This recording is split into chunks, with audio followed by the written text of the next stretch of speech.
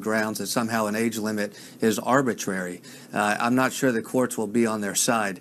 Take note something, though, the politics at play here. Our governor is likely to challenge Bill Nelson, an incumbent Democrat, and the NRA has not hit Governor Scott very hard on this. They did not really lay a glove on Governor Scott.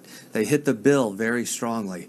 So time will tell if a deal was struck, to allow Governor Scott to do this, but allow the NRA to hit the bill itself. But will they make up when it comes to the politics of November? I imagine they probably will. Are you surprised that Governor Scott signed this bill? I am. Look, I'm surprised that they did anything in the state legislature. Florida is a very gun-friendly state. We have a number of concealed carry permits. We have stand your ground. So I am impressed that they did something. At the end of the day, this really does nothing to address the epidemic of gun violence in the United States or in the state of Florida.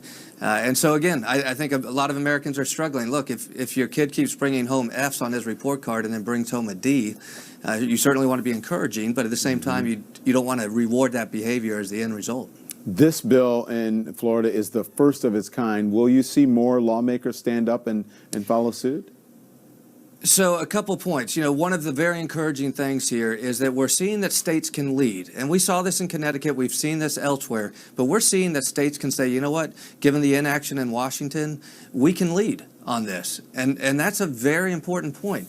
We're also seeing citizens who are dissatisfied, if you will, beginning to mobilize around perhaps constitutional amendments. I think we'll see an assault weapon ban constitutional amendment try to get organized to be on the ballot in 2020. We also see something in Governor Scott's move this month, and it's this. If you're a politician and you're not speaking to more responsible gun control measures, you're out of step with the American public. Governor Scott knows that. He's going to be on the ballot in November for the U.S. Senate. He knows the American people and people across Florida want more gun control laws, not less.